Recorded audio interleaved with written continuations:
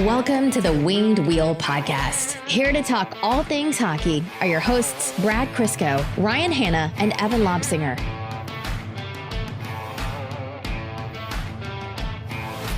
So the moral of the story that I've picked up on this podcast is, Ryan, stop trying to predict anything or, keep things calm or reasonable or try to account for the fact that there's 2 games before your next episode. Because last Wednesday was when we recorded our previous episode, and I said the words in response to your very fair points about Svechnikov. I said, well, I'm sure he'll be back on Thursday or Sunday. It's not like they're going to keep him down, right? And not only did they keep him down, they sent him down harder. Svechnikov went from being a healthy scratch to not even, assigned to the taxi squad. He got sent all the way to Grand Rapids. So not assigned to the AHL, technically through the taxi squad, all the way to Grand Rapids. And when I saw that, I just kind of threw my hands up and went, like I mentioned last time, I'm tired, and I'm going to stop trying to predict anything. Because then I have to admit that Brad was right, and what an exhausting thing to keep doing. This is why Evan doesn't say anything. That way he never has to say, Brad, you were right, and Evan is happy as a clam. Yes, exactly. It's solid life advice, but in your defense, it's not like anything like this has ever happened in this regime's history. This is a complete one-off. There was no way we could have known something like this was coming, so you're totally in the clear. This is the part of the show where the main character looks at the camera like Jim from The Office. Like that kind of thing. Anyhow, we'll have more on that very shortly here. Welcome to the Winged Wheel Podcast, here to talk Red Wings hockey and just take general pot shots at Brad because I'm spiteful. I'm Ryan Hanna.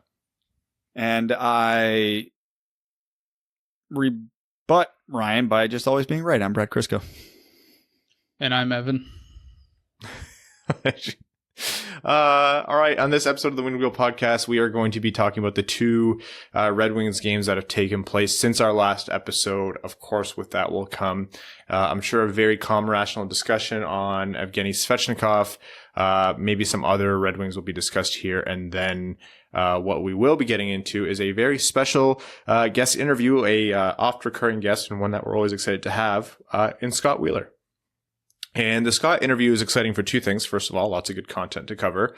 And secondly, we were talking about this pre-show. It's really kind of signals our transition point where we're going to be covering it in a little bit more of a concerted way, prospects and draft profiles and that kind of thing. So that is going to start up pretty soon. We're going to map and plan all that out. So expect that to kick into gear, with this being kind of that tentpole, pillar moment, whatever. Why do I need words? It's just a podcast. But before we get started, Evan has sent out to our patrons who are part of the relevant tiers the link for March Madness, our brackets.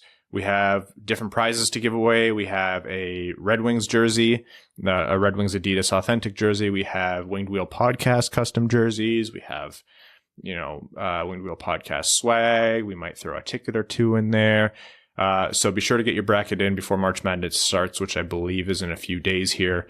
It's on March 19th, I believe. I think it's earlier than that. Is it not the 16th? Nope. You might be right. No, it's Friday's the 19th, right? Yeah, we'll figure it. Yeah, Friday's the 19th. Whenever it is, make sure you check your Patreon messages and get that filled in. All right. The Red Wings. Let's talk about their 2 games, and we'll first cover the one that just ended against Carolina. Here's the quick recap. Carolina's a really good team. They scored twice. Mantha spoiled the shutout at the end. Nothing else happened. Succinct, to the point, and 100% factual. You ever how certain things in your life you just kind of autopilot? You're just doing, a repetitive task at work or something you've done a billion times, and then you snap to and it's an hour and a half later. That was this game for me. I remember I looked at my phone and there was maybe 10 minutes left in the third period. I'm like, I don't think I've tweeted anything in 2 hours. I should probably remind everybody that I am in fact here, and that I apologize for those who are looking for some content in a game like that. Yeah, I posted 2 clips. One of Zadina not shooting when I thought he should have shot, and one of Martinook yelling "fuck."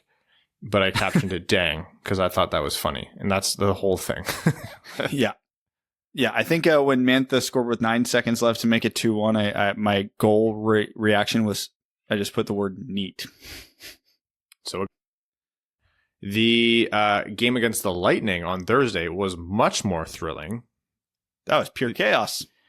The over-under on that game was set at 5.5. The Red Wings almost single-handedly did that in 25 minutes into the game. Who would have seen that coming? 6-4 win over the Lightning, and it was thrilling the whole way through. So maybe let's talk about that game for a little bit here. First, having both Stetcher and Larkin back makes this team different. Defensively, yes, but also offensively with Stetcher scoring a really nice goal, Larkin contributing as well. Those are very clearly two of Detroit's best players this year, and it's not really an argument one way or another. A lot of people would, I think, fairly argue that Stetcher is Detroit's best defenseman right now. So having both of them back really helps take the edge off of a rough season. Yeah, and every once in a while a team gets lucky. The Red Wings got an outstanding goaltending performance that game. Tampa didn't. Although that being said, most of Detroit's goals, I know there were a lot of McElhinney jokes going around, but there weren't many fluky goals out of the 6. I mean, Stetcher's and Fabry's were bar down, absolute snipes. Larkin's was a cross-crease pass from Hronek to tap in an empty net. No goalie's getting that one. I mean, they were legitimate goals. The difference in that game was Tampa had way more chances. And I can't even remember who was playing that game. Bernier? It was Bernier, right? Bernier. Yeah, of course it was Bernier, because he stood on his head, somehow allowed 4 goals, and was still the best player that game. And up until the third period where Detroit went into their old school prevent defense, just cave into a shell and try to limit Tampa's chances, absolutely backfired, as we all knew it would, because it has time and time again. But in a very uncommon occurrence, Detroit had built up such a sizable lead, it didn't matter. It's amazing what happens when you actually have some offense. Easily one of the, if not the most fun Red Wings games to watch this year, because it was tons of action both ways for the most part. Beautiful goals, scrappy. These two teams do not like each other, and that has been true over the last 7 seasons since Detroit came into this division. It really was one of the very few entertaining beginning to end games for Detroit this year. So, as much as the score doesn't really indicate how the ice was tilted that game, I don't care. The Red Wings scored a bunch of goals and won. That's my takeaway from that game. And I'm not going to nitpick all the things they did wrong throughout the game, because they did enough right to win, and it's very rare we can say that. The only thing I wish they really would have done differently, giving up 2 late goals and having a comeback almost given away, or almost giving the lead away to a late Tampa Bay comeback. That's annoying, but you're it's a bad team playing the defending Cup champs. That's going to happen when you have leads. The one thing I would have changed, though, is instead of parking the bus in the third period, honestly, just double down and go for 10 goals. Why not? You're going to lose a lot of games this season anyways. You might as well have fun while you're doing it. But no, in all seriousness, yeah, that was a good game. Bernier, but for those 2 late goals, another fantastic performance. They don't do it without him. My thought after the first, 20 minutes was, when Evan makes those jokes where he's like, of course they're playing Tampa over the next 2 games, they're going to take 3 of 4 points. I don't expect him to be literally right every time. But here we are. And Evan, bless him, is trying to talk to you guys through a muted mic right now. It's my first day on the podcast. Those things are going to happen. Hey, welcome to the show, Evan. You have a fresh water bottle to your left, and the button on the right, the big red button, is your mute button. I'm sure you're going to get used to that one. One day I will figure it out. Yeah. So here's the thing with this game. Svechnikov was indeed a scratch for this game as well, and even before the Carolina game, which we just talked about, he was sent down to Grand Rapids. I had a 1% hope that he would be brought up, like I mentioned, which obviously was never going to be the case. I want to preface what me, Brad, maybe even Evan are going to say here with, look, it's okay to to be angry about these. It's okay to be upset with these decisions. It's important to not amplify them into anything more than just the player or the player's development or like philosophical beliefs on the personnel, because in the end, Svechnikov isn't a needle mover in terms of how many games this team is going to win this year. That's not what this is about. It's not that the Red Wings are terrible because they're sending down Svechnikov. So important to note that that's not what anyone is saying when they're making these complaints. And it's important to note while you're making these complaints or having these arguments about how the team should be coached, that you're not making it to something bigger than it is. All of that said, that is the only grain of salt or caveat or, forgiveness I can find for the decision to send Svechnikov down. I don't get it. I don't get it. I get that there's guys coming back and it's a healthier team and it's harder to crack this roster, but is he not a player that you make an exception for based on how he's playing and where he is in his development? Sit a Helm, sit Ernie, sit Brome, like those make room for Svechnikov because there's no point otherwise. I feel like I'm yelling at a brick wall here. All right, so I'm going to do the thing I never do, and I'm going to start with the positive side of this in terms of I'm going to try and take whatever angles I can to justify this decision. First, because we don't know what's going on behind closed doors. We never know. So, first possibility, this was prearranged. Yzerman, Blashill, whoever said, hey, Evgeny, you're going to be here for this amount of time.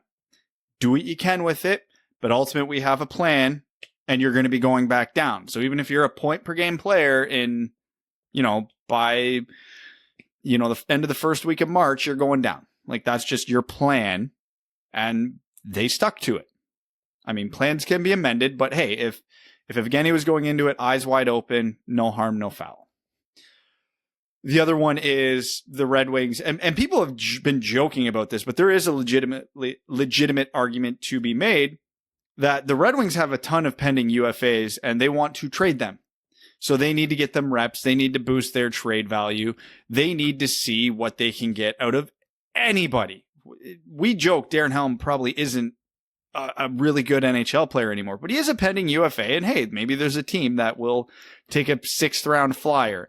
And Adam Ernie, pick whatever random UFA name you want. There's value in playing them because you could get value for them, which leads into and I think we've alluded to this before, but the odds are the Red Wings are going to be moving 3, 4, 5 guys at the deadline, which doesn't sound like a lot, but that opens up 3, 4, 5 roster spots after the deadline. So they're going to have to be filled by somebody. There might be a warm body or two coming back in some of these trades, but for the most part, those spots are going to be filled by Svechnikov, Giovanni Smith, Tara Hirose, Cholowski, any combination of someone from Grand Rapids, because someone has to go in there. Like if Bobby Ryan and Luke Glendening and Mark Stahl and, whoever gets shipped out, someone has to take those spots. So they're like, okay, yeah, it's nice that Svechnikov's playing great, but he's not going to get a ton of ice time right now. He'll get a ton in Grand Rapids. We'll see him again in a month.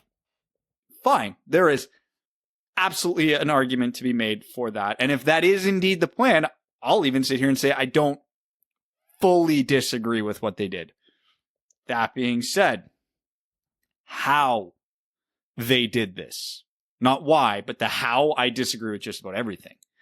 Because it's already easy to forget that Svechnikov was recalled for, I think it was about 2 to 3 weeks before he actually played a game. So they pulled him out of Grand Rapids, so he wasn't playing in Grand Rapids, but he wasn't playing in Detroit. And then we complained about that when it happened. And then Blashill said, hey, when Evgeny gets his chance, it's going to be 8 minutes a game. And then he's got to show us what he's going to do with 8 minutes a game. Then he's going to give us 9 minutes. And then he's got to show us what he can do with 9 minutes a game. And I talked about it last episode. Like, I was actually grateful Blashill said that. It's the first time I've ever seen any real transparency from him on something like this before it happened. And I'm like, okay, well, hey, if we're all aware of the plan, Svechnikov's obviously aware of the plan. Good. Svechnikov did everything you could want him to do. Everything. 4 points, 4 games. Didn't look like a liability defensively, was helping out on the power play, was good 5-on-5. He got Franz Nielsen a goal, which was just a miracle worker. And then he gets pulled out of the lineup, gets healthy scratched. And then he gets sent down. The first thing when he got sent down that I thought of is I remember back at one of the Rent the Joes when we were getting a tour of the Red Wings room. I have a picture of a giant Red Wings logo from inside the dressing room that said, "Earn this." It was their biggest, it was the biggest words painted anywhere in or around that dressing room. It was the Red Wings logo, "Earn this." What is Svechnikov going to think of that saying right now? If it wasn't a prearranged agreement that he would only be up for 4 games. He's like, what do you want me to do? You can't sit here and tell me that I wasn't one of the 6, 7, 8, 9 best forwards on this team while I was up here. He very clearly was. Here's the thing, though. Like, even if he wasn't, like, some people are saying 4 points in 4 games. Like, yeah, that's good. But it's important to remember that he's not going to stay a point per game player if he stays up. Yeah, of course. Totally. Like, that's fair. But even if he wasn't, even if he got 1 point in 4 games, even if he had like 1 or 2 good games, 1 average game, and 1 bad game, just think of the fact that this kid is 24, turning 25. He is coming off a brutal career path since being drafted based on injury and just like having to grind to make it. I think even if he was doing bad, you make the exception to keep him up. Look, we touted Brome early on in the season, and Brome hasn't produced. He's turned out to be, and I saw this, I saw someone on the subreddit actually said this yesterday. I actually laughed a lot yesterday or today. And they're like, Brome is just 26-year-old Darren Helm. And I think that's like close enough, right? Like Darren Helm was a faster and a better grinder, but I think Brome has a little bit more natural offensive talent, but neither of them finish very well. And both of them top out at like a 3rd or 4th line forward at best at their peaks. We touted Brome a lot at the beginning. We said, give him the opportunity. He hasn't really panned out, at least not with this iteration of the team. And I don't think he's going to be much more than a 3rd or 4th line guy. Like, again, not a needle mover. Pull him out. Pull him out even if he's playing better than Svechnikov. Pull Ernie out even if he's playing better than Svechnikov. Pull whoever out because you need to do something with the asset. That's a 1st-round pick you spent. The kid is still not a known entity in the NHL. Give him the reps. So you're making a great point, Brad. He has earned it, at least through 4 games, which is just such a dramatic thing to say, but you're right. But even if that wasn't the case, like it shouldn't even come down to that in my mind. No, and that doesn't even get into the big picture view. They have 11 UFAs this summer. What the hell are they going to do next year? They can't put 11 rookies in there.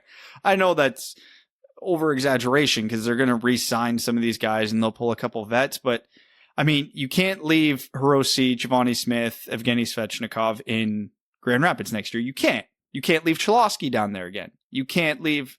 He hasn't even been there this year, but you can't leave Seider down there. So you're comfortable going 5-6 rookies in the lineup next year?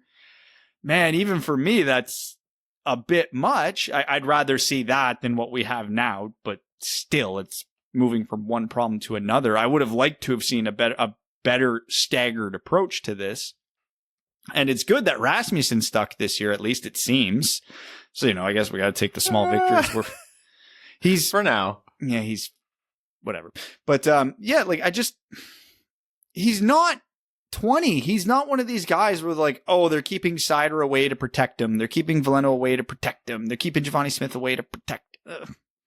He's almost 25. We're well past that point with Evgeny. He should be a regular. He is more of the future of this team than 8 forwards on this roster currently, at least 6 or 7.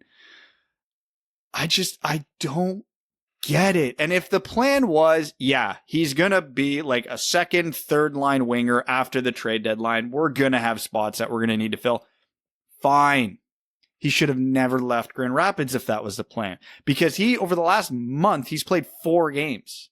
Nobody can tell me that's good for him. Injury or not. Like when you're rehabbing an injury, you need to rehab it. Like, he wouldn't be playing if it wasn't ready to go. And the only thing that he needs to do now is strengthen it, which is through reps. It's so frustrating because, and of course with this organization, there's no transparency. The one little bit of transparency we got from Blashill of all people was a lie. It's a never ending cycle of bullshit that makes no sense. Yeah. And I think you hit it at the end there. Like, once the roster spot opens up through trade, or maybe someone gets LTIR'd or whatever. Like it's going to happen with this team, especially with all the pending UFAs. And you're right. That's fine. That's a perfectly good plan. It's just all those annoying little steps getting there. If this was the first time, you made the joke at the beginning, and we're going to wrap up this topic in a second. You made the joke in the beginning of this being the only time this ever happened. If that was genuinely the case, this wouldn't be a conversation. It would be, that's some weird decision making, but we'll see Evgeny back in whenever after the trade deadline, most likely. I'm not predicting that. It's not on the record. Then yeah, but it's almost like every single time there's a prospect, the Cholowskis, the Svechnikovs, the what have you, this is how it's gone. And that was even pre-Yzerman. That's Holland, that's Blashill, that's Babcock. And maybe we just want to feel something, but I just want some change in how this is handled. It's also important to remember that these all come in the big garbage bin that you get when you're a rebuilding team. Like everything gets colored with the whole rebuild aspect of it. Like your team sucks. Prospects are going to have a harder time. You have to shelter them to some degree, blah, blah, blah, blah, blah. Like it all sucks, but it doesn't add up to this was a reasonable decision. That's the thesis of it. No. And we won't have it today, but we could have a much larger argument about, is this even the right course of action to shelter your prospects? You know what team didn't do that when they had 1 million of them? Toronto. And they're one of the best teams in the league right now. Look at Ottawa right now in the middle of the rebuild. Their top 6 is almost entirely players under the age of 25. They'll be further along in our rebuild than us, even if we have better players, just because they know what they are. They know right now Drake Batherson is really damn good. They know Brady Tkachuk is really damn good. They know Tim Stützle is really damn good. And they have Josh Norris is really damn good. And then they have a bunch of other guys on the roster right now who are sinking. Okay, let's not waste a lot of time and effort on this guy. He's had, a year or two and he's not getting it. Fine. Cut ties and move on. We should not be sitting here with a 25 or near 25-year-old former first-round pick going, I wonder what this guy could be. Like, that should never be a question in a rebuild. You should have a really good idea by the time the guy's 21 or 22. There are very rare exceptions where when they turn 23, 24, 25, something changes. It happens, so I'm not going to sit here and say, we got to write this guy off, we got to write that guy off, but it's rare. So I get it, but I don't, and that's the problem. Well, my spidey senses are tingling in that I think we're going to have this discussion again this year. So until then, let's wrap that up. And before we jump into the interview with Scott, I actually want to tell you all that this episode of the Winged Wheel Podcast is proudly brought to you by the FanDuel Sportsbook, who we're thrilled to partner with as they give us fans what we really need, more excitement. FanDuel is America's #1 sportsbook for a lot of reasons. It's easy to use. It's fantastic from registration to deposits and finding great bets. Withdrawals are quick and easy. You get your money back in as soon as 24 hours, and they're constantly running special deals and odds boosts. Listen to this. FanDuel is letting you place your first bet risk-free up to $1,000. Just place a bet on any game, and FanDuel will refund you up to $1,000 back if you don't win your first bet.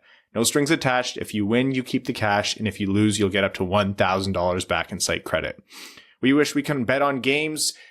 They have Carolina again on Tuesday and then Dallas on Thursday. That would be a fun time to try and make some money on the underdog.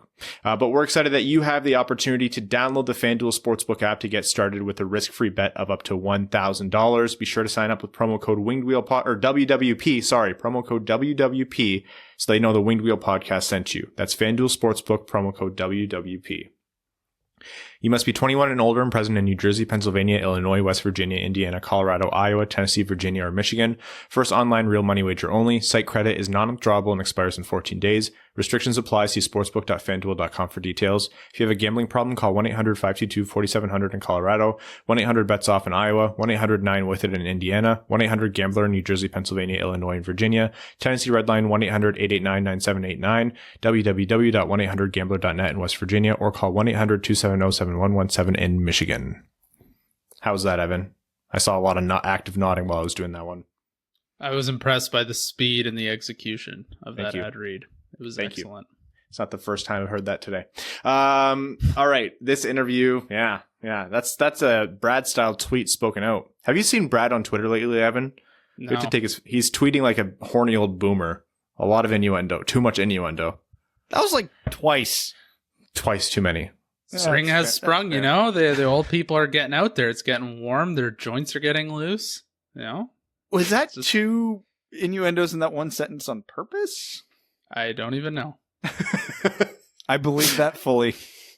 We're going to jump into our chat with Scott Wheeler. We talk everything from 2021 draft prospects, 2022 draft prospects, the Red Wings prospect pipeline and where it ranks in the NHL, and also his good or bad food takes. So without further ado, enjoy. All right, Scott, welcome back. Thanks. Thanks for having me. I feel like I'm a recurring guest at this point. I think you, Scott Wheeler, are our most recurring guest at this point. It's an honor. Well, thank you for that. Brad will send you the $5 afterwards. Everyone, this is the Winged Wheel podcast, joined again by Scott Wheeler, national reporter covering the NHL draft for The Athletic. We've had Scott on a bunch, and there's a good reason for that. And for those of you listening to Scott for the first time, you are going to hear just why. In addition to covering all things draft and having an insane level of insight into NHL prospects, Scott is also writing a book, which will be coming out within the next couple of years or year and a half. So that is something to be excited about as well. But for now, Scott Wheeler, this is our interview. Brad, you take it away. All right. So obviously this is going to be a big interview with the draft date somewhat being finalized, the draft lottery being changed, a lot of updates on the Red Wings system. Scott just released his 2021 rankings, a first look at the 2022 rankings. So before we started recording, I figured I should just scroll his Twitter feed to see if there's anything I'm missing. And Scott, I stumbled across a tweet from yesterday that I have to ask. I'm going to read the tweet verbatim so everybody knows what I'm working with here. And I quote, "Once a year, I light Twitter on fire with the following. And now it's 2021's turn. Pie of all kinds taste like sand. Peanut butter is trash and makes everything it's mixed with worse. Oatmeal raisin cookies, greater than everything else. The sight and smell of Kraft Dinner makes me want to vomit." Scott, I don't know if I can trust you anymore. I feel like there's got to be common ground on a couple of those. Like Kraft Dinner, are you kidding me? Kraft Dinner is terrible. I will concede the Kraft Dinner one. I think I'm with you that we're in the minority on that one, but the other three, I can't justify in any way. You're not a fan of the oatmeal raisin? It's fine, but there's about 5 other types of cookies at least that get priority over that. That's where you lose me. Yeah, here's where I knew the peanut butter. I knew the peanut butter and the pie was going to be an issue for people. It's typically been an issue for people whenever those threads pop up of name your unpopular food opinions. But pie crust, man, like I'll take a good cake, cheesecake, any kind of dessert, and even meat pies. Like you're just taking ingredients and making them worse by adding this dry crust to it. And that has been our interview with Scott Wheeler. It's funny because there's a small mom and pop restaurant just outside of Kitchener that makes a peanut butter pie, and that's one of my top 5 favorite foods. Oh, thank you.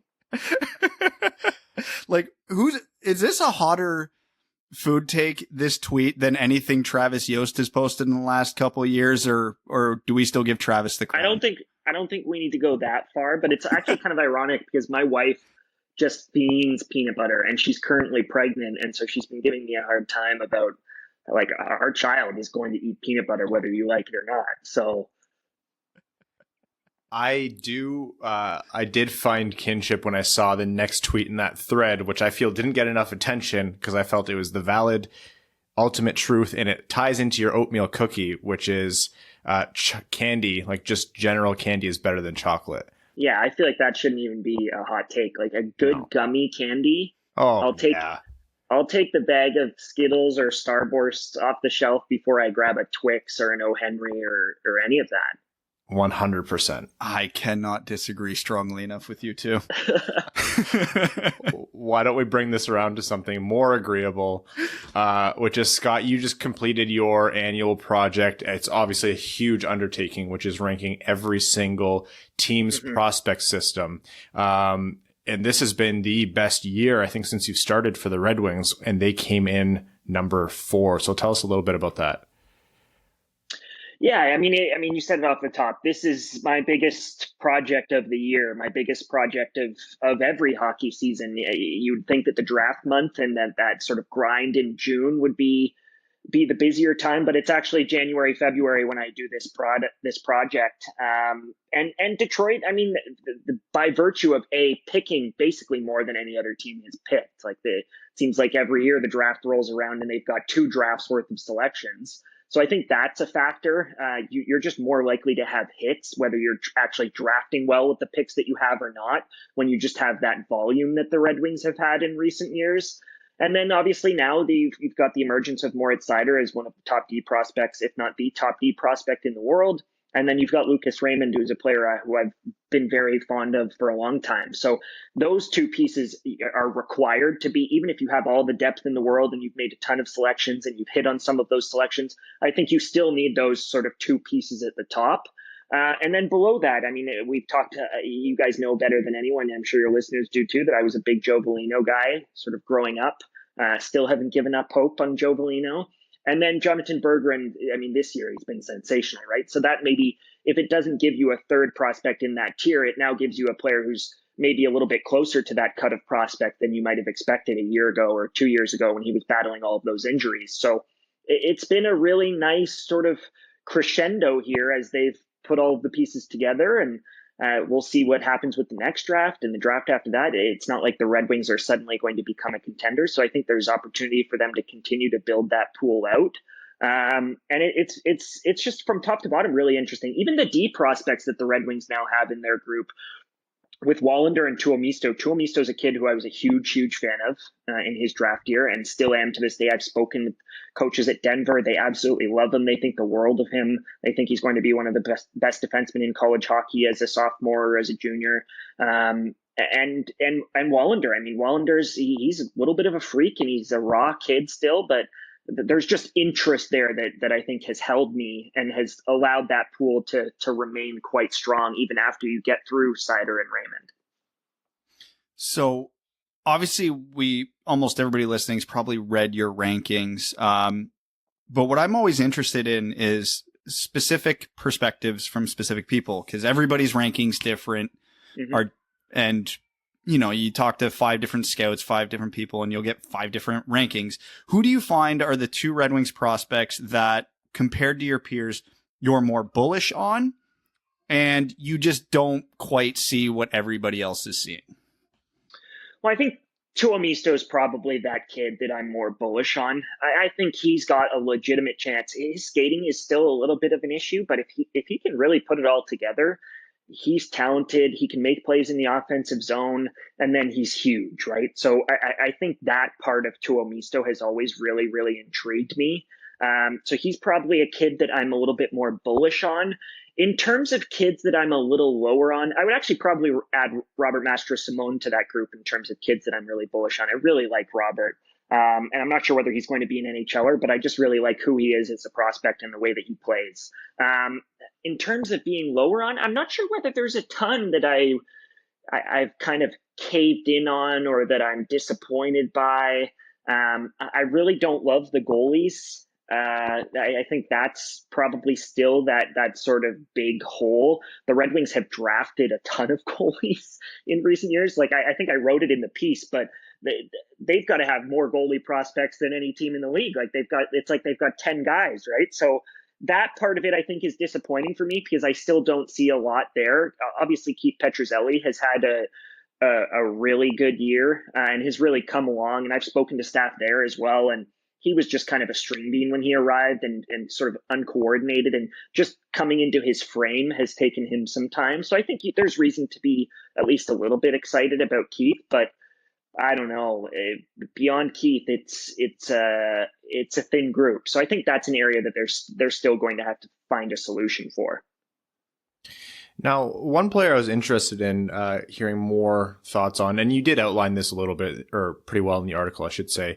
Elmer Soderblum had a really good showing at the World Juniors. Obviously, was on the highlight reel and has been someone that, you know, we've been speculative about, but has kind of rocketed up a lot of rankings or internal rankings. Do Yeah. you see him as you have him 14th in the third tier. Do you see that as a promising 14th, or are you still kind of on the fence about him? I think that's a promising 14th. And I talked about it a little bit in some of the Q&As that I did after the fact, but he's a kid who I could have listened to an argument on at sort of 10, 11, that kind of a range. I mean, he's fascinating. He's a unicorn. The hands are just, I mean, it's ridiculous. Like a kid that big in the NHL, how many players can handle the puck at that size? I mean, it's probably Kevin Hayes, Blake Wheeler. It's a very, very short list. Mikko Rantanen, and even Rantanen's nowhere near where Soderblum's at, right? So it's a pretty short list in terms of those sort of 6'4" to 6'8" prospects who can make plays and can handle the puck and have soft hands and can figure things out in traffic. I think with Elmer, one of the problems he runs into is because he knows his hands are good and that he can make plays in tight to his body and then also protect the puck out wide. Because he's confident in those abilities, I think he can actually stop moving his feet at times and try to kind of reach around players or just delay. And then suddenly the length advantage that he has isn't what it should be. So I still think there's some work to be done on that. Obviously, skating with those kids is always going to be an issue. I don't think he looks like he's kind of snowshoes like some of those kids with big feet can look like.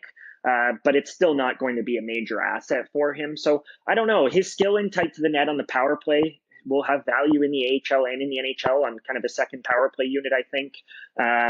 But can the rest of his game be enough to keep him in the NHL rather than just being a good AHL player? And it's been really fun to watch him play. I think the World Juniors gets all of the talk, but he's actually been quite fun when he's played with Lucas Raymond. They've played a decent number of shifts together now on that team. And I don't know. There's definitely something there. And he's the kind of player that if I'm a development coach, I'm dying to work with. So we're not going to go into too much more granular detail on this. I really encourage listeners to go read this piece. It's an excellent way to stay apprised of, like Scott mentioned, a pretty expansive prospect system. Having a picture of this entire Red Wings prospect pool and whatever knowledge you have of the team as is, what would you identify as the single biggest need for the Red Wings prospect pool right now? Well, it's hard to say this when you've got Lucas and Moritz coming, but I still think they're going to need a game breaker. Like, I love Anthony Mantha. I love Dylan Larkin. I think Lucas and Moritz are awesome. Zadina, et cetera, et cetera. There are pieces there. Berggren hopefully can be a middle six winger for you who can play on your top power play unit, or at least sort of make a huge impact on your second power play unit. Great perimeter skills. So there are pieces there, but it is a core of Larkin, Mantha, Sider, Raymond. Is that the kind of group that's going to win a Stanley Cup? Even if all of those players, especially Moritz and Lucas, if they hit their primes, if they hit their ceilings, is that still going to be enough when you look at the teams that are contending nowadays, whether it's the Tampa Bay Lightning, the Leafs, even Vegas and Colorado, and obviously St. Louis is a bit of an outlier there in terms of the fact that they just don't really have that star power. But I don't know whether it's going to be enough. And then you've got to find a goalie. So I don't know whether that's a firm answer to your question, but I do think that they still need, and it's silly to say that because every team wants those guys, but they're going to need another star, I think, to add to that group, even if Lucas and Moritz become stars. So the hope is that you get that in the next draft or maybe two drafts from now, and then you can finally sort of come out of this rut that they've been in for the last few years. So I don't know. It's a weird timing because this draft is not a strong one, and I'm sure we'll get into it, but the 2021 draft probably isn't going to give you that type of a guy, even if you're a team like the Red Wings and you're likely going to pick in the top 5 and that kind of a thing. So I don't know. It's a sticky situation. They could end up, they're going to come out of it a good team. I'm just not sure whether they're going to come out of it as a true sort of top of the NHL team. Well, thank you for the perfect segue, because one of the reasons Detroit is lacking that true game breaker is they haven't won a draft lottery. And those rules just got reworked. We've hashed it out, so I won't get into details again, but only 2 lottery winners, can't move up more than 10 spots twice in 5 years. As someone who eats, sleeps, breathes, lives the draft, what are your thoughts on the changes here? I don't love it. I understand why Red Wings fans would be strongly in favor of it based off of everything that's happened. And I can empathize with what's gone on, with how unlucky the Red Wings have been at the lottery. But I think when you start to make decisions that are based off of results, like, say, the Red Wings at the sort of negative side of things, or on the positive side of things, teams like New Jersey and Edmonton just getting a little bit too lucky over the years, I think you can quickly stray from, okay, are we making decisions based off of what's happened or based off of the likelihood of those things actually happening? And the truth is that the likelihood of all three of those teams, New Jersey, Edmonton, and Detroit, having the outcomes that they've had is very, very, very minute. And it just feels like the NHL is always trying to play catch up and be a little bit too reactionary. I don't hate the rules. They don't change it in any significant way, but it just feels like they're taking something that was fairly simple in terms of the average fan, and they're turning it into something that's very complicated that only diehard fans are going to be able to really understand. They're adding all of these layers in terms of how many times have we won it in the last few years and how many picks can we move up. And it just feels like it's getting needlessly complicated, and like an event that should be an easy sell for the league in terms of generating interest from 16, soon to be 16 teams a year once we're at 32 teams with Seattle. It just seems like they're approaching it for the wrong reasons, or they're making their decisions for the wrong reasons in an effort to take a league that already has so much parity and prevent teams, bad teams in particular, prevent them from winning multiple times, or from getting lucky repeatedly, or from using that sort of window to turn things around. And it just feels like, between parity and the complications, that it's just kind of the classic NHL move, and I don't love it for that reason. So what's Scott's Wheeler perfect draft rankings system? Is it a lottery? Is it the gold plan? Is it something else, like no holes? What would you prefer? Well, I don't hate the gold plan. I'm not as bullish about it as some people are. I think it would be really interesting, but I'm not sure in practice how effectively it would actually work to kind of serve the purpose in terms of the draft helping the bottom teams without guaranteeing the bottom teams anything. So that part of it, I don't know. I honestly don't know what my solution would be. I don't hate it how it's currently constructed. I think having 3 draft lotteries from a fan's perspective is more fun than having 2. It just creates more excitement. So that part of it, I think, is interesting in terms of the way it's currently constructed. And I think by and large, the bad teams will win the majority of the time as it's currently constructed, which is the intended purpose, right? You want the bad teams to more often than not win. And you also want to make sure that you're not guaranteeing the bad teams anything in an effort to prevent as best you can the sort of quote unquote idea of tanking, right? So I don't know. I feel like the tinkering is fine. I'm not too fussed about it, but I think as it's currently constructed in its format of the last few years, it has been fine. And one more question before we actually jump into 2021 players. As someone who works in the sphere as an NHL scout, a lot of your work depends on the timing of the NHL draft. What was your take on the decision to keep it in July rather than push it to a December or January or possibly next year? I mean, for completely selfish reasons, I love that. And that's because on top of the evaluation side of things, I've also got the content side of things to worry about, and keeping it on a regular schedule strictly for my purposes, honestly, is a good thing, because it means that I don't have to spend another year writing about this draft class. And it means that we can hit those sort of tentpole pieces of coverage that I produce every year on a regular schedule. From a drafts perspective and from the scouting side of things, in terms of the conversations I've had with scouts and teams, I think if you'd asked them 2 or 3 months ago, they would have been pretty reluctant to know that, okay, we're going to stick on the July schedule. And I think if you'd asked them today, they're actually, by and large, everyone I think is pretty well okay with it. There are still a few managers out there who are pretty bullish about being disappointed that it's likely going to stick in July. But I think scouts have come to terms with the sample sizes that they've had. Outside of the OHL, every single league that matters has now played games. The WHL is obviously just getting started. And even the players in the OHL, at least the top ones, almost all of the first and second round picks in the OHL went over to Europe. They played in Slovakia. They played in Switzerland, whether it's Brennan Othman, Mason McTavish, on and on, Brant Clark, obviously. So those kids have played. I do feel for the kids who are further down the sort of board, though, right? Like the kids who weren't good enough or big enough names to go over from the OHL and the WHL and play. Those kids, no matter what NHL teams say about the work that they've done on those kids and how they're going to treat everybody fairly and they're not going to be biased by the leagues that are playing, those kids are at a huge disadvantage, right? It's just inevitable that those kids in the OHL and the WHL who are going in rounds 3 to 7 are less likely to be picked than the kids who were playing in college hockey or playing in the USHL or playing in leagues across Europe or even playing high school hockey in the States, because most of those leagues have continued to play. So all of that is I think, a factor. And now I think we're on a good track. The U18s are going to happen in Texas, of all places. We're going to hit some of those milestones. I do believe that the OHL will still get some kind of, if not a season, some kind of an event will take place in the OHL that allows those prospects to play games and to get scouted.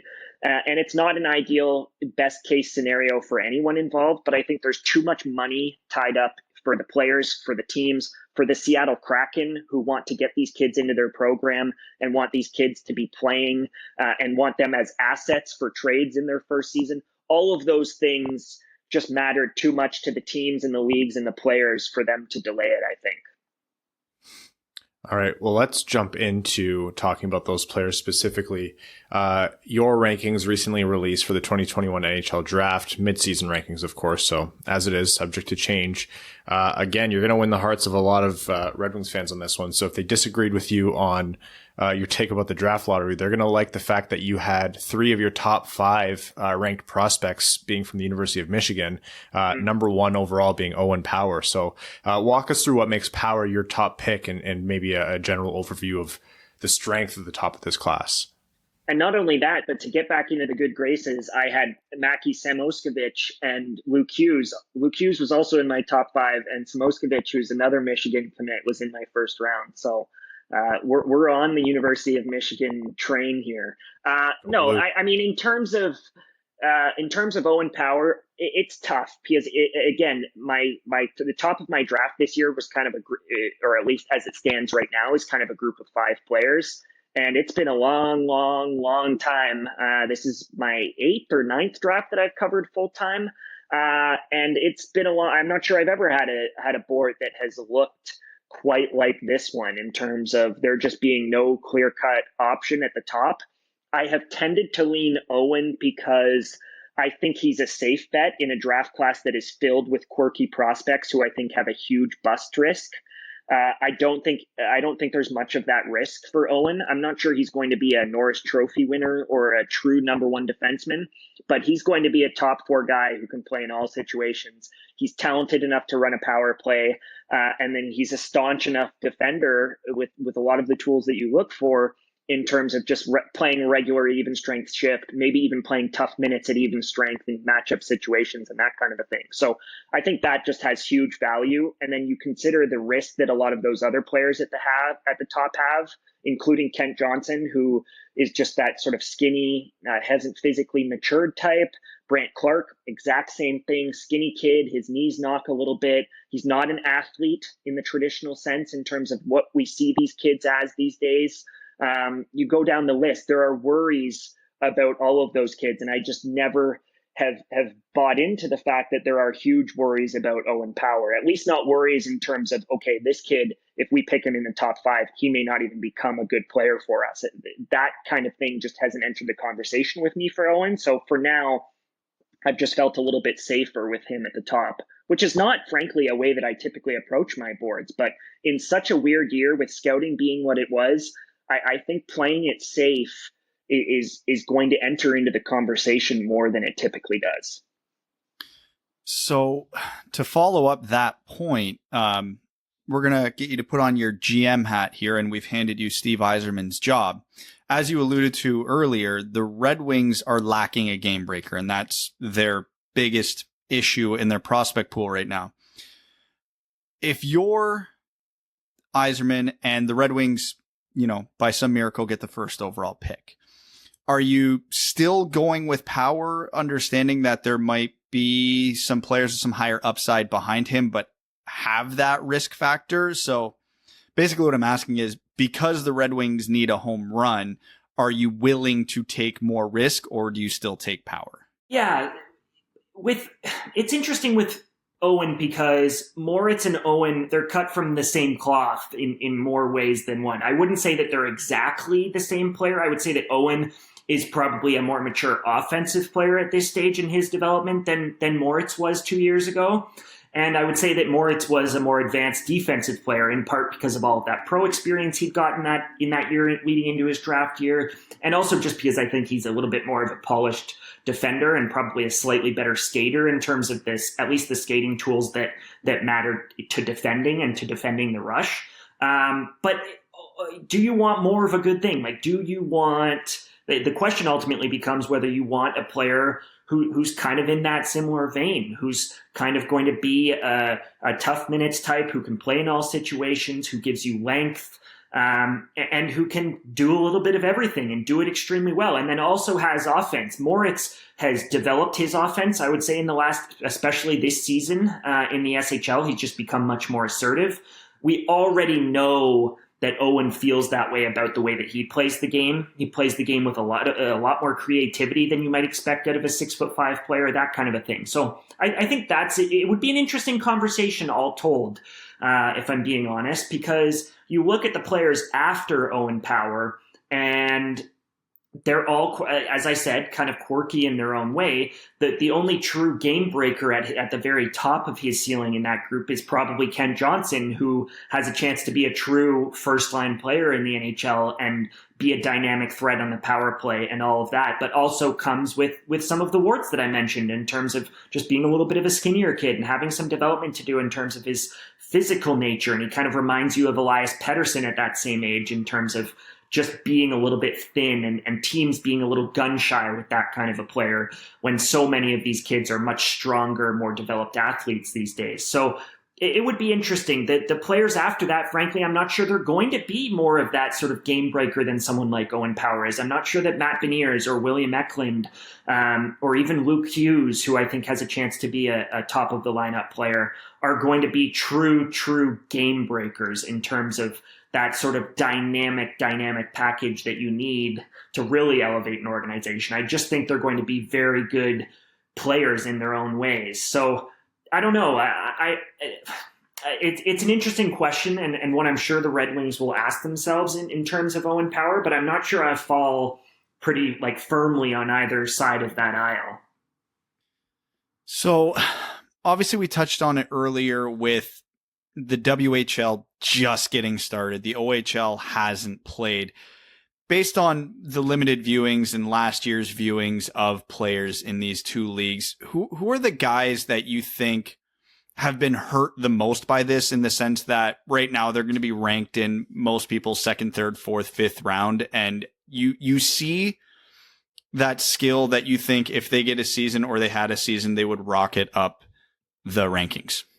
Yeah, I think there are a few players who have been sort of quote unquote hurt for it. If you're looking at players who are, say, sort of first round options, I would look at Logan Stankoven out of the WHL. He's 5'8", but he's a stocky 5'8", and in a draft that is heavy on forwards who can kind of play a two-way style game and maybe light on forwards who have a dynamic quality, Logan is one of the most gifted players with the puck on his stick inside the offensive zone in the class. So I think that could have had really interesting value, kind of in the same way that Cole Caulfield had value in his draft class, just because he's different. He's a risk for sure, but I think he could have massaged some of those concerns had he been able to play, or had he been one of those kids who went to the USHL or went to Slovakia or went to Switzerland to play. So because he didn't do that, it may be tough for a team to take a gamble on a first-round talent in the first round.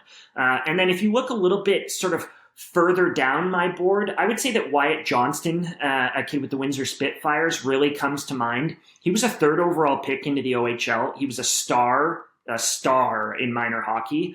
And last season he was good, but he wasn't great in Windsor, and he'd really begun to hit his stride in the second half of the season, and the people there absolutely love him. And he was a kid that they said, this kid's going to take that kind of Connor McMichael step forward, that Philip Tomasino step forward, where you go from being a good prospect to being something more than that, either in your draft year or in your post-draft season. And he's a kid with a lot of skill who I think could have been a point-per-game player in the OHL this year, and another kid who didn't go over to Europe or the USHL. So those are probably two names that immediately come to mind. But, I mean, you go right down the list. There's a ton of kids. If you're not a Brant Clark or a Mason McTavish who went over to Europe, you're in a tough spot. Now, before we transition to a quick look at the 2022 draft, I'm going to get you to put on your GM hat one more time to follow up with the quirkiness of the OHL not playing. Obviously, with the NHL trade deadline coming up, the Red Wings have a ton of UFAs, ton of prospects. Steve Yzerman's not been shy about saying he wants to get more picks. If you're an NHL GM, how do you value second round picks this year? Do you value them more because you know players like this are going to slip, or do you value them less because you're going into it with more risk? I think I would set my value in terms of assessing those picks based off of how other teams are assessing them. If you get a sense that teams feel like this is a bad draft and they feel like because they've under-scouted this draft that how bad it is maybe exaggerated for them, then I would love to capitalize on that and to say, okay, let's stockpile as many picks as we can in this draft while the market value on those picks is low. And if we think there's more value in those picks than the other guys, then let's go after it. So I think that's where that conversation always kind of has to start and end with me. I think it's less about how strong or weak that draft class is and more about how are other teams setting the market for what they think is the strength of that draft class. So this draft class, if the question is just whether this draft class is strong or weak, and as such, second round picks or third round picks have lesser value, I think the simple answer is yes. This is not a strong draft class, both at the top of the draft in terms of that sort of top 10 that you expect a draft class to have, full of stars or potential stars, and then also in terms of the depth. My board, I really start to get disappointed in some of the kids on my board at kind of 50. Around 50 in this group. And last year that happened around 70. So there are fewer numbers in terms of just the number of prospects that I like. And part of that's because I haven't had a chance to watch as many prospects as I normally would. But all told, I would say even if this draft class were playing and we're playing a regular schedule, it's probably a weaker group than we're used to nowadays. So speaking about the strength of draft classes, obviously there's a lot being made of the 2022 draft class for good reason. It's headed by Shane Wright, and right behind him are two guys in Brad Lambert and Matt Savoy, who people might argue could be first overall picks in their own years. Yeah, depending on the circumstance. How does that draft stack up to previous drafts? We know how it would compare to 2021 in your mind, but how about 2020 in previous years, and how important of a prospect is Shane Wright in that first overall pick scope? Yeah, it's very important. I mean, as great as Jack Hughes is, and as great as I still think Alexis Lafreniere are, Shane Wright's further ahead than those kids were at the same age, right? So if you're looking back at 2019 and 2020 in particular at the top of those drafts, it's at the very top, it looks stronger. And I say that cautiously because I actually really, really liked last year's draft between Raymond and Holtz and Perfetti and Anton Lundell. Like, it was a very, very good group at the top, better than usual, and certainly better than the year before. But 2022 looks really, really strong. In 2023, I mean, it's way early for 2023, but Michkov in 2023 he's going to be a superstar. It's almost a shame that he signed for 3 full seasons after his draft to play in the KHL. So it's the next couple of years are going to be a lot of fun to cover. I think a lot more fun than the last 2 years, both with the combination of talent and the way that the pandemic has impacted coverage of the last 2 years and the excitement about the draft in the last 2 years. So that's all part of the conversation for me. But the 2022 draft, I mean, we already know, even with some of those kids having hardly played, that it's a very strong draft. And it's not just Shane Wright, who I think has that sort of John Tavares quality to him in terms of maybe not skating like a Connor McDavid or shooting like an Austin Matthews, but just having this complete game where he takes whatever is given to him on the ice and makes so much happen.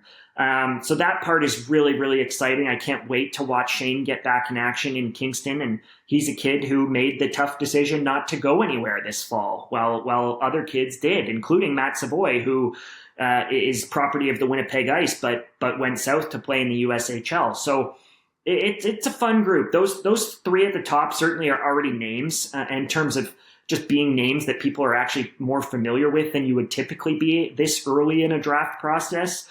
People watch Brad Lambert at the World Juniors. I think diehard hockey fans have followed him at least loosely over in Finland. He's actually got a Canadian connection. His family's from Western Canada, so that's going to be a big sell in terms of draft coverage. And then Savoy is a name because he applied for exceptional status, and he didn't get exceptional status like Shane Wright did. But when you're in that conversation and when that conversation is taken seriously, it's a big deal. So Savoy's a fabulous player in his own right. And then he's got a brother who's also obviously torn up college hockey with Denver this year as an Oilers prospect. So those three are good. And then on top of that, it's a very, very strong NTDP class, much, much stronger than the last 2 years. Obviously, we know that last year's group, I mean, Thomas Bordelot is a fine prospect. Jake Sanderson's a good prospect, but last year's NTDP group was really weak. And this year's group is a little bit better than last year's, but still not a great group in terms of what they've been producing over the last few years. So next year, to have the NTDP get back at it and have 10 of the 22 players who were listed on my sort of early list, that's a big deal for them. And even if none of those players are top 3 picks in the draft, just the fact that they're going to have probably 10, 11, 12 kids taken in the first round potentially, that's huge for USA Hockey. So that part of it is fun. And then the third part of it about the 2022 draft that I should mention is that Slovakia is making a resurgence. And it's been fun in recent years to watch some of these countries, whether it was Nico Hischier out of Switzerland, and then obviously the last couple of years with all of the Germans that have come, some of these sort of second-tier hockey countries that have begun to produce talent. And lost in that was the fact that Slovakia has been brutal at producing NHL talent for a long, long time now. And they just haven't been what they once were when Slovakia was Czechoslovakia, right? So it's fun that way. Next year's draft, there are 3 legitimate first-round players coming out of Slovakia, which is going to be really cool to track those kids, in part because that's also a very difficult league to evaluate. So I think those kids could go all over the place. But it's just going to be a really good draft. There's a little bit of everything in next year's draft. And I think with the true star of Shane Wright at the top, it's going to be a draft that people, I think, really fall in love with and really want to pay attention to. All right, Scott, we're going to let you go in just 1 second here. I want to ask you one very quick question. Hypothetical, you have the chance to pick your own draft position of these 2 options over the next 2 seasons. Would you prefer to have the 1st overall pick this year and the 6th overall pick in 2022? Or you can take the 6th overall pick this year and the 3rd overall pick in 2022? Probably, actually not even probably. I would take the 6th and the 3rd. I think the player you get at 6th overall this year isn't going to be that far behind the player who goes 1st overall. And I also think my 2nd ranked player, Kent Johnson, could well be available at 6th overall, in which case you're basically taking a player who I think should go 2nd, 3rd, or 4th at 6th. And then next year, I mean, 3rd overall, you're going to get a star and maybe a player who could have gone 1st this year. So I'd probably take, in terms of the actual so-called value of those picks, probably take the lesser picks in order to get a better player next year. Because I really don't think the gap between let's say Owen Power goes 1st overall this year. I don't think the gap between Owen Power and whoever you're getting at 6th is going to be that pronounced. All right, folks. That's all we'll steal from Scott Wheeler today. Check Scott out on Twitter at Scott C. Wheeler, and be sure to catch up with his work on The Athletic, always a favorite of ours. Scott, thanks so much for joining us, and until next time. Yep, thanks, guys. And that was our interview with Scott Wheeler. Thank you, Scott, for joining us, and I'm sure he's going to be back again soon. And like we said, this is going to kick off some more focused coverage of prospects and draft prospects specifically. So stay tuned for more of that, especially as we learn more about whatever the final rule changes are and any final dates for the draft. I'm sure the NHL will be very timely and reasonable in deciding those. All right, let's jump into overtime. Overtime on this episode of the Winged Wheel Podcast is brought to you by our Patreon supporters, who we love and thank for contributing to this show and allowing us to do whatever it is that we do. We're going to start with Callan S., who says, I hope I'm not the only one who noticed that Brad said worst case Ontario at the 43-minute mark of last episode. Please don't ever change. There was a point about last year or the year before where we were saying it so much people actually had to ask us to stop. Which is a lot more on brand. Michael Barry says, what would the dream scenario be for the Red Wings to finish out the season? And this is funny. He asked about check an episode on prospects. So a little bit today. We'll be doing more soon, though. Yeah. Win as many games as they can to still be involved in the lottery, and then win said lottery. It's an overly simplistic answer, but that's it. You still want them to win as much as possible, but the only reason to tank is for the draft positions. So, well, it looks like they've already won as many games as they can, judging by how bad Buffalo is. Oh my God. We've seen the max amount of wins the Red Wings can get this season. First line center, Riley Shahan. I'm not kidding. Yeah. Yeah. Yeeks. Ghost of Podcast Pass says, so does ESPN stream all games or only a few? I'm not sure. I think they're waiting for the second shoe to drop the other shoe to drop before finalizing who's streaming what. But I imagine they're going to have most because NHL TV is going to be folded in there. Hassam Al-Qassem says, drop Detroit deep dish drop pass shirts, you cowards. Yeah, you're right. We actually had a few different people submit designs to us. So we're just working on that. I'm sorry. It's tax season. That's my excuse. I love my co-host says, I thought Evan was kidding when he said that he was sore from his fitting. So I laughed going into mine, and well, a few hours of hitting balls. And the next day I was like, man, he was not kidding at all, but can't wait to get the clubs in. It's going to be great. Yes. Yeah. I was sore for like 3 days. It was disgusting. I'm so sad with myself. Cody Stark says, I've heard Yzerman and Jeff speak on the daily. I wonder how Yzerman feels about roster decisions, specifically Svech. What if their relationship is more like Brad Pitt and Philip Seymour Hoffman in Moneyball? Yzerman just wants Svech to play, but Jeffrey won't do it. So Yzerman sends him back to Grand Rapids so he can at least play. Meanwhile, Yzerman doesn't want to fire Jeffrey until the season is over. If it got that bad, there's no way he wouldn't have fired him already and just had Bilesma or whoever replace him. So, yeah, I could see them disagreeing on some things. Not shocking, but I can't imagine it's that level of a disconnect. Also, I really miss Philip Seymour Hoffman. What a fantastic actor. Alan Snyder says, players, if they mention one more time that Lee Westwood has his girl on the bag, I'm going to lose my shit. I don't understand. So Lee Westwood's fiance is his caddy. And it's basically because he said, he's like, I'm 47 years old. I've played on tour long enough. He's like, for where my game's at, I don't need a caddy. Like, not saying like he's an all-star, like just ripping it, but he's like, she can just be on the bag. I'll read the greens. I'll keep my yardage book and I'll just do it all. And she just out there helps him out. And there's nobody having more fun than him. He looks. That's it. Yeah. Well, he came second today. You know, not a bad day though. Not a bad day. Hey, she's a caddy of a second overall at the Players. Good for her. Justin Thomas did. He barely made the cut, and then he just went on an absolute tear. And he was the only guy who wanted it today. Bryson actually topped one of his drives today. One of us. Thought I saw that, yeah. It was the fourth hole. It was just a massacre. He topped one into the water, then shanked one way left into the woods, and then topped that one into the woods again, and then finally figured it out. Westwood shanked his drive so far right into a hazard that I didn't even know was there. It was just a mess out there today, but it was good. It was really good. Okay, Mohit Sider says Riley Sheahan and number one center are two things I never would have thought I'd hear together. Also, I found a metal Red Wings Kids Club lunchbox with a cartoon caricature of Cronwall on it at Goodwill for $1. I'm going to put my weed stuff in it.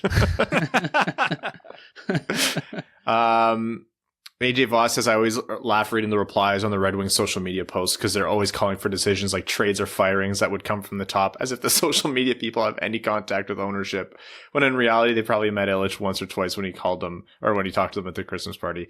Yeah, people gotta stop berating them. Like, I understand being angry with the team, but just like, please stop adding at the Red Wings and yelling at them. Those poor social people probably treat their phone like it's a hot potato. We should find the guy who or girl who runs the Red Wings Twitter account, like just who it is, and just send them like a get well soon card signed to everyone. A bucket of alcohol, like whatever their choice is. Yeah. Send them flowers. You know what? It should be me because I don't read replies and I'd be the perfect person to run that account. It's funny though, if you pay attention to their like all their socials, Twitter, Insta, even TikTok, they are like on it in the replies, more so than most NHL teams. So you have to be to run a good socials account. Yeah, no, and it is. And they're doing a fantastic job. And, you know, we'll quote tweet our sarcastic garbage on their generic tweets, but our sarcastic stuff, I think they know is not, we're being stupid, but like there are legitimately angry human beings in some of those replies, and it is concerning. Yeah. Like, why, like, they'll post an update on the game and someone's like, we don't care anymore. I'm like, do you really think they're just not going to post it? Anyways. It's literally their job. They have to. Brad's anger manifested says the trade deadline is less than a month away. When do we expect to see the Red Wings make moves? Ooh, I think it's going to literally come down to the wire here. I don't know. I don't know is the answer, because the 2-week quarantine throws everything in. So after the trade deadline, there's only like a month left in the season. So if you're a team that's looking to push into the playoffs, you can't wait till the trade deadline, because you're getting 2 weeks out of a player. Like, here's a hypothetical. Montreal is apparently one of the teams that's all hot to trot on Luke Glendening. Mm-hmm. That's a 2-week quarantine going cross border. If they trade him at the trade deadline, how many games are they actually going to get of him to get into the playoffs? Obviously, if you're a team like Tampa, Toronto, Boston, where you're comfortably in there, yeah, you don't care. You're trading for this player for the playoff run, not to get into the playoffs. So I don't know. If I was a team who was looking to add, I'd be all over it now. But who knows? It's a pandemic world. We don't know anything. Breaking news. As you were talking, Brad, the Red Wings announced that they signed Donovan Sabrango to his 3-year entry-level deal starting next season. Hell yeah, my boy. North Moto says, Brad made a comment that the team's mentality is broken or something to that effect after they got a 3 out of 4 points from one of the league's best teams. I was hoping he could expand on that. I don't agree with sending Gino to the AHL, but it's a rebuild. Things don't always make sense. That was my point. The Red Wings, here's the thing people misinterpret. We dump all over the Red Wings for being a terrible team, because they are. They're still going to win 1 out of every 3 games they play, 1 out of every 2.5 games they play. We laugh at how big of a chasm there is between Tampa and Detroit, but it's really not as dramatic as fans make it out. These are still all quality NHL players, and especially a team like Detroit with a goalie. When I say stuff like this, it's not on ice stuff I'm talking about, by and large. It's the whole thing that I explained about Svechnikov, of what was the plan there, if there even was a plan. If there was a plan, it was bad and broken. And if there wasn't a plan, that's worse. So that's what I mean when I say like stuff like the mindset of this team is broken, because I don't know what the end game is for a lot of decisions they make. And on a lot of other stuff, yeah, it's great. Like, we can praise Yzerman for all his great UFA signings and yada, yada, yada. But what's going to make this team good is their draft picks and their prospects. They're not fixing this through UFA. So, yeah, I don't know. It's confusing. English Major says Anders Lee is out for the rest of the season, frees up $7 million for them. So Glennie to the island. He screams to be a Trotz player. Just a prediction. Also, if he's available, I think the Wings will take Beniers, Stevie's MO of hardest working player and a center. Thanks for coming to my TED Talk. I don't hate that option at all. I don't hate it. I don't think it would be my pick, but I certainly wouldn't be flipping any tables or upset about it if they did that. You want to hear my hot take, though? I don't think Luke Glendenning's the best trade target for the Islanders from the Red Wings. The Islanders are a team that, by and large, struggles to score more than they struggle to prevent goals. They don't need Luke Glendening. Nielsen back. Yeah, they don't need Luke Glendening. They are very good at that part of the game of hockey. They need Bobby Ryan. They need that extra little offense, little help on the power play, chip in a couple extra goals here and there. Barry Trotz can teach defense, so he can get Bobby Ryan integrated into that system seamlessly. They need Bobby Ryan more than they need Luke Glendening. Sean Chavarella says, hey guys, the fan base has given Hronek a lot of shit this year. Is it deserved? Isn't the saying a defenseman needs 250 games to be an effective defender? Hronek's only had 140, so I think there's a lot of room for growth there still. Also, when in doubt, blame Blashill. Does Hronek deserve a lot of shit for the way he's played last year? Yeah. He played this year, sorry. Yeah. He's had a lot of bad habits creep into his game this year. Do I think this is what Hronek is long term? No, of course not. He's still got tons of room to grow. Do I wish Hronek would stop turning it over, breaking out of the defensive zone? Yeah. Do I wish Hronek would just look for the pass or hold on to the puck a second longer rather than just firing horrible blind point shots into 1,000 bodies? Also, yeah. But he still leads the team in points. He leads the team in assists. He's still, by and large, a positive impact on the team. But yeah, he's got a lot of stuff to clean up.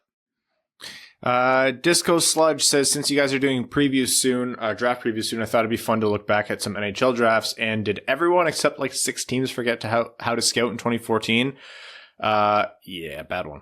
Also think it's time where we can stop saying nice things about Blash. He's an extra special version of bad, and we do not need to praise him for doing his job. You're supposed to try to be good. Also, he hates young guys and guys with skill. If he didn't, he wouldn't scratch Rasmussen, Hurlsey, Svechnikov, and Mantha. Also, his tips with Athanasi were pretty public, so firk him. I don't think you're alone in that opinion. I know a lot of people are still pretty... And as much as you're going to hate it, I don't think that they're completely wrong in saying what can he do with a better team. But yeah, the roster decisions is what puts me in the camp of I don't agree with how he coaches. Stevie Langerman says, hey gents, first, I don't think we'll turn into Buffalo solely because of Stevie. I think we're talking a totally different echelon of GM/hockey minds between Adams or Botterill and Stevie Y. Secondly, I can't lie that I wish we keep Bobby Ryan. I know it's better for the team to get something for him, but I love watching him play as a Red Wing. Same goes for Stetch. Who out of our trade options do you want to keep the most, and who makes most sense to keep on the team? If we're talking trade options, I think we'll limit this to UFA. To me, Bobby Ryan or John Merrill. Those are the two for me, but I think we'll actually get a pretty good return on Bobby Ryan, so that would be hard pressed to pass on. Coupled with how high of praise Bobby Ryan had for Steve Yzerman when he signed here and continues to have, I think Bobby Ryan's a prime trade him and re-sign him candidate. Let him go have his playoff run and then re-sign him again in the offseason. Yeah, Bobby Ryan is a good answer there. It might be cheating because I know it's never likely that a goalie is going to be dealt, but the longer Bernier is on this team, the happier I am. He makes a lot of really painful games viable for the Red Wings. Yes, but having Jonathan Bernier next year hinders our chances at Shane Wright, so I don't know how I feel about that. That's fair. C-Nods says, nice guy Mantha. I think his gesture to have Vlad get the empty net goal speaks to the kind of player Vlad is and how he's viewed by the team. Still upset about this Svech demotion and just trying to direct my attention away from it. I think it speaks more to Mantha than it speaks to Nemesnikov. And I think that hockey juju paid off because he had a lucky goal bounce in at the end of the game against Carolina today. Yeah, don't look now. Anthony Mantha leads the Red Wings in goals and is second in points. So, yeah, do with that information what you will. Arjun Shankar says, which player on another team who wears 8 or 88 or 18 would be most likely to come to Detroit and wear 8 now that it's free? Wow, that's a great question, Arjun. Before I respond, I have to say that I, Ryan Hanna, have cooties. It's very clever, Arjun. Thank you for that. Okay. Who wears Alex Ovechkin. 8 or 88 around the league. Okay, call this a hot take, but I don't think it'll happen. But if we're talking about most likely 88s, when is William Nylander not in trade rumors? Nah, man.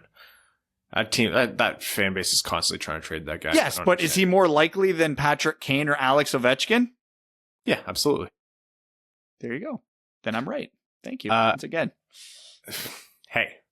Giant Frickin' Moron says, I literally forgot that Filppula and Nielsen are on the roster until today. Teams look better without them. I can't imagine why. They gave up a 2-on-1 shorty as I posted this. Zadina's World says, hey boys, do you think we see prospects getting ice time this season without a strong arm move by Steve? I don't really see Blash giving the ice time willingly with how much he favors the old guard. It depends who it is. Like I explained last episode, I think Blashill isn't dumb in what he sees on the ice. I think he just values the wrong things as to what makes a hockey player impactful. So I think we'll see prospects. I just don't think it's going to be the ones we think we're going to see, is my honest answer. Lars, the prophet of the towering behemoth, says, so out of the players the Wings drafted that never got a real shot with Detroit, who would you like to have had on the team for their entire careers out of the following?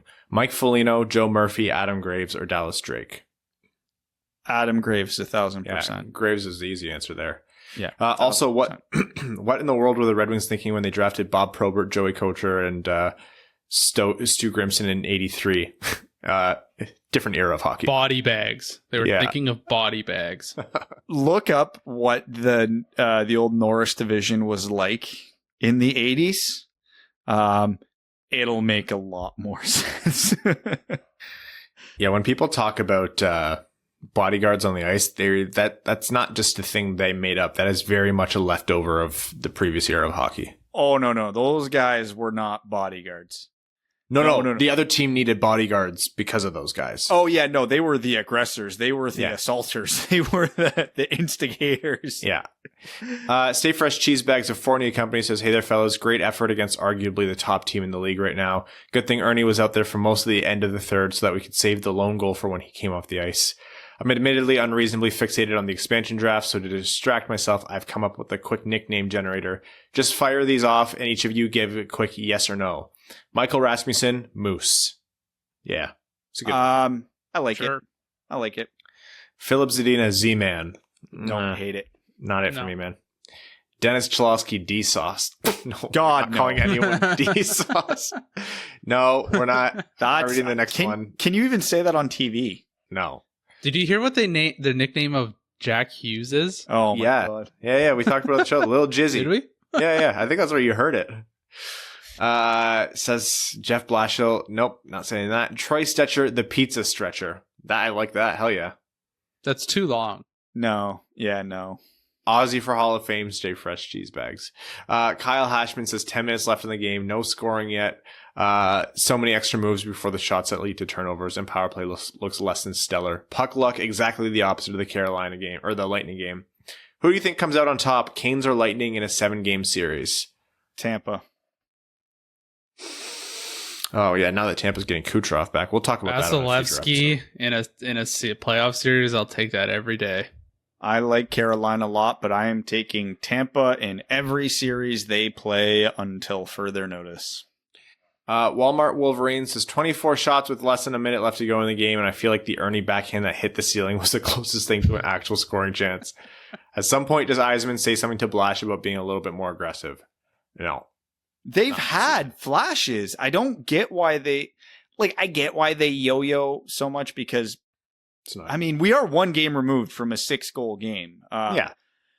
I don't know why there's not consistency to that, if that makes sense. Now, to be fair, Carolina, man, they do exactly what Detroit tries to do. If you want to look at a team, okay, this is what the Red Wings are angling to be, it's Carolina. They smother you, and then as soon as that you give them an inch, they're all over you.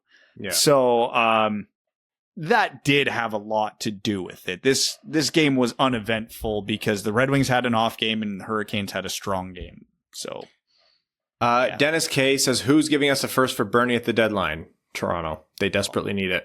Colorado. And I'm Devin, says Detroit, Tampa Bay. Detroit plays loose and fun for a couple of periods. They just fly around having fun. Is it great? No. Is it fun? Yes. Did it work? Barely, but yes. Detroit, Carolina. Blash shoves a stick up everyone's asses so they play tighter defensively. Is it great? No. Is it fun? No. Did it work? No. Moral of the story, let the boys play. All right, time for a few Reddit questions. Cortiva says, wonder what your guys' thoughts are on the timeline of the current core of the team, Bert, Mantha, Larkin specifically. I think Bertuzzi and Larkin can very much fit into this rebuild with their age. By no means are they aged out of it, or is it the rebuild so far away where they won't be productive players close or at their prime? Mantha, I'm not saying Mantha's not going to be good by the time the Red Wings are good again. Not at all. I'm still of the admittedly somewhat controversial opinion that you'd get better value out of trading him if you got a decent enough offer while he's closer to 26, which he is right now, rather than wait until he's 30, needs another contract, and that's probably when the Red Wings are trying to compete for the playoffs again. Rational Jester says, sounds like the trade deadline is going to be lackluster this year. What moves do you see Yzerman making realistically? All right, one realistic trade from each of us that Yzerman will make. I'd say Glendening for a second and a third and a fifth.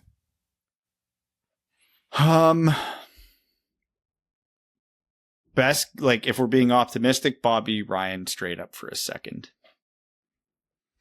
Evan, one realistic trade from Steve Yzerman. Oh, I want to make a trade for Bernier, but I don't know what would be realistic. Carolina takes Bernier for their first. Ooh, it's not that out there. I don't know if they're really good, and their goaltending is the only thing that gives me pause. Yeah, that's true of a couple teams. Toronto makes sense there. Colorado makes sense there. Any other good teams with goalie injuries right now? Minnesota makes sense there. Cam Talbot's just posted a couple of nice games, though. Yeah, and so has Nedeljkovic. So you never know. It's going to be, how are these guys doing the 2 weeks leading into the deadline? All right, Evan, pick a color, red, blue, or green. Red. All right, last question here is from MatterRed27.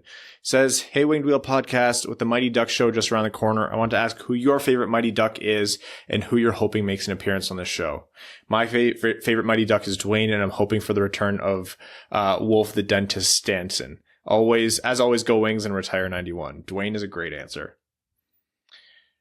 I like Fulton. Yeah, I like Fulton. He was shooting pucks into a suitcase when they found him. Couldn't skate. Turned into a productive player. All character. You gotta love it. Yeah, that's the old NHL though. I'm not sure those John Scott types can make it anymore. Zdeno Chara begs to differ. All right, we're gonna wrap up this episode of the Winged Wheel Podcast. Thank you all so much for tuning in. Patrons, check your messages for the if you're the right tier of patron, check your messages for the March Madness bracket. And before I have to try and think of any more specific words, I'm going to thank all of our listeners. Today's sponsor, which is the FanDuel Sportsbook.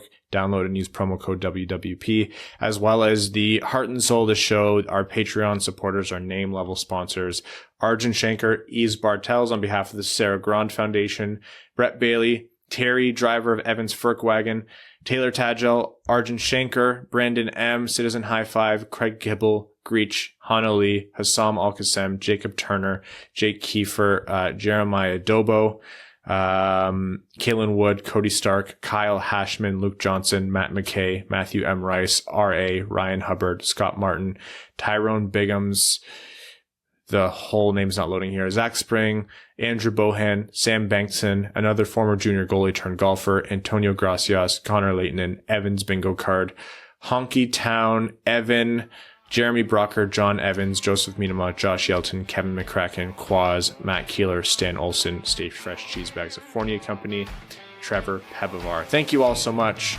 Take care. We'll talk to you Wednesday.